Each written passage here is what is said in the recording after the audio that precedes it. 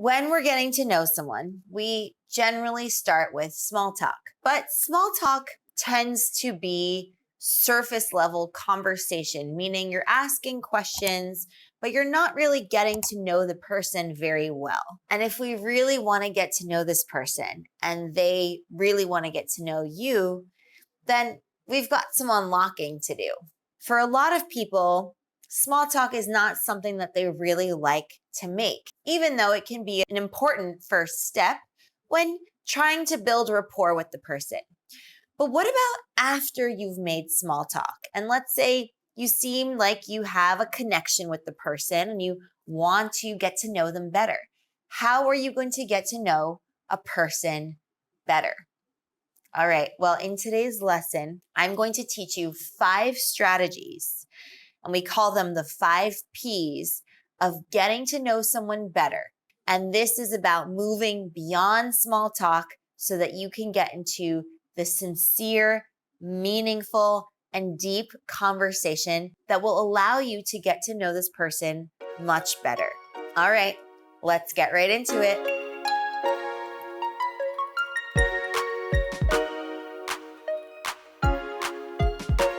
All right, so keep in mind that the 5 Ps are for you to really get to know someone and for them to really get to know you, meaning you're learning the 5 Ps about that person, and you're also sharing the 5 Ps about you. All right, with that, let's go over the first strategy.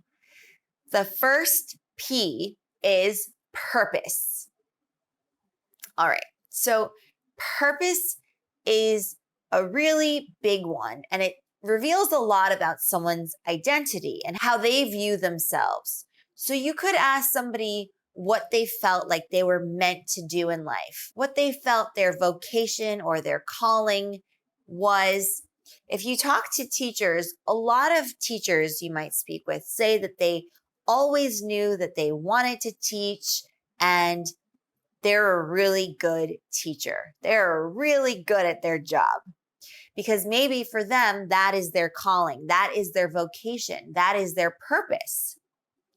Now, when you want to find out what someone's purpose is, it would be a little weird, a little strange, and even a little intrusive to ask straight up, what is your purpose in life? What were you meant to do on this earth? Right? You probably would not want to ask it in that way because, again, it comes off as a little strange. So instead, you want to pay attention to how they talk about work, how they spend most of their time. What do they do on weekends? What makes them forget to eat? What do they get really excited about working on? What did they love to do as a young kid or as a teenager?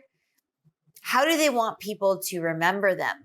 What kind of contribution do they hope that they can make to society and to the world?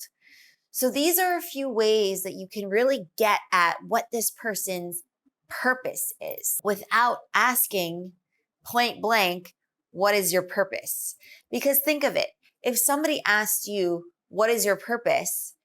How do you think that would make you feel? It might make you feel a little bit put on the spot.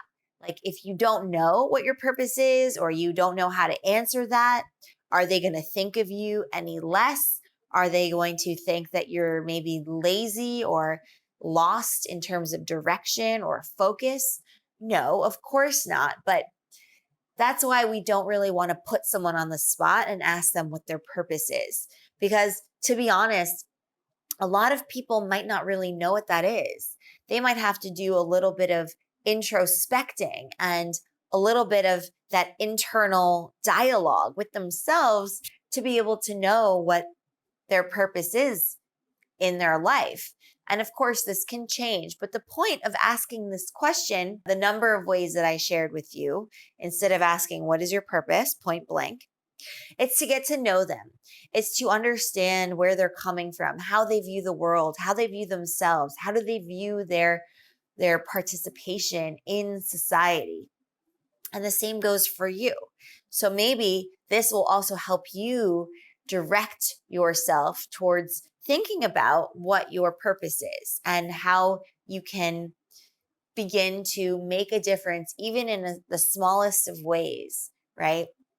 Being kind to a neighbor, doing something for your family or your friends that they were not expecting, and just trying to figure out what your purpose is as well. So use those as guidelines. And like I said, don't ask point blank what your purpose is to someone, because again, they might be caught off guard, right? They might not be expecting that.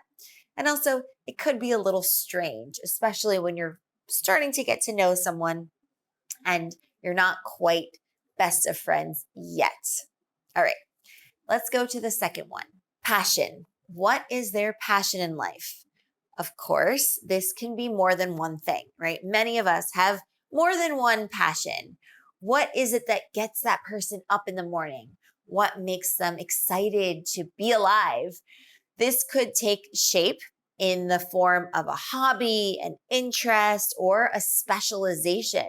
For example, someone's purpose might be helping to end world hunger or wanting to save endangered species.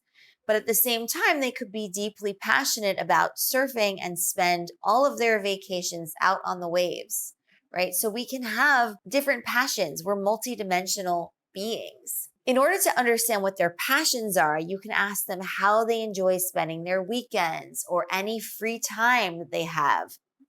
Ask them what is one fun thing that they make time for each and every week. And again, they might have more than one passion. So try to pick up on what they're also sharing without even having to ask those questions if you feel like they're already sharing things that they love to do. Maybe you notice that they are an avid collector of stamps. And so you see that they're looking at some stamps on an envelope, and maybe they want to tell you about this collection that they have of stamps, right? That could be a passion. Just be mindful that when somebody shares a passion of theirs, that you treat them with respect and that you show that you are interested in what they have to say, even if you might not be interested in what that passion is, right? They might be really interested and their passion might be camping, where you would never want to spend a night in a tent. But that's okay. You can still show interest. You can still be curious and ask questions and show them that you are caring about what they have as a passion, and show them that you care about what they have to say. Profession. That is the next P. So what do they do for a living? Sometimes a profession can overlap with a purpose and a passion, right? They might be someone who really wants to end world hunger, and so they join an initiative to do just that. And that is also their profession, right? So if that's the case, then that's great. That way you've learned 3 things about that person, and only by asking one type of question. But generally speaking, for many of us, a passion and a purpose and a profession are going to be 3 distinct things, right? So with the profession, you want to ask things like, how do they make their living? How do they keep the lights on? How do they keep a roof over their head? How do they put food on their table? How do they support their family, right? Somebody might have a profession, but they might not necessarily think of it as their purpose or their passion or something that they were meant to do, even though they might be really good at what they do for a living, right? And that is okay, because everyone needs to earn a living somehow, right? But the way you can ask what they do for a living is simply by saying, what do you do for a living? Or ask them about what they're excited to be working on right now at their job. We don't want to say, what is your job? Because that's not the best way to ask this. But you can say, how do you make a living? Now, if you're an entrepreneur or if you're talking to an entrepreneur, then maybe their profession also includes their passion and their purpose, but that's not the case for everyone. So just be mindful of that and have fun talking about what their profession is. Pride. All right, so what moments are they very proud of? What are some of their achievements or some of their accomplishments? Did they win a talent show in high school? Did they qualify for the Olympics? Did they help create a cure for something? What are this person's list of achievements? And the same goes with you, right? You have a lot of things that you can be proud of. So how do you share that with someone? So this is an interesting one because a lot of people don't want to brag. They don't want to boast and say, I did this and I did that, and here are my medals and here are my awards, right?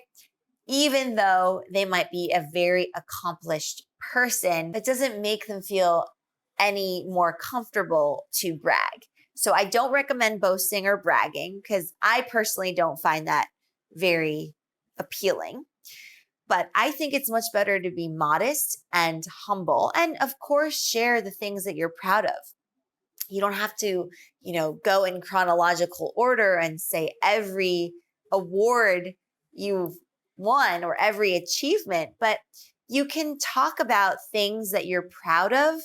And it could even be things that are moments in time where you made a difference in someone's life. Maybe you mentored someone. Maybe you did some volunteer work.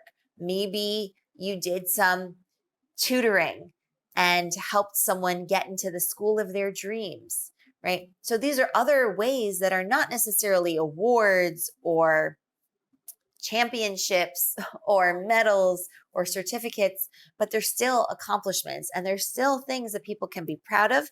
And the same goes for you. Under this same category, you can also talk about what you hope to be proud of in the future. So these are more like goals and objectives, right? Taking a dream and turning it into a reality. So feel free to share those with someone too, because they show what direction you're headed in, what you hope to accomplish as well. Peculiarities. All right, so up until now, the strategies that we covered can be understood from the conversation, or they can be learned from a question that you ask in that conversation. But for peculiarities, it would be a little bit strange to ask a question about what makes them peculiar or particular, right?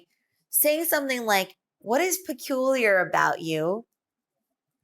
would not be received very well. If you want to try it out, go ahead.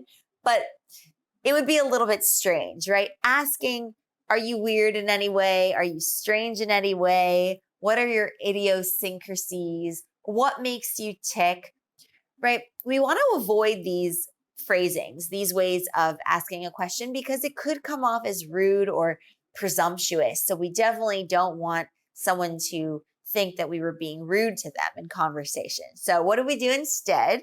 We pay attention. We pay attention to what they're saying, how they're saying it. Use your senses, right? Use your eyes and your ears. Figure out what makes them unique. We're all really unique, and it's really fun to get to know someone. And the better you get to know someone, the clearer their uniqueness becomes. So that's pretty fun, in my opinion.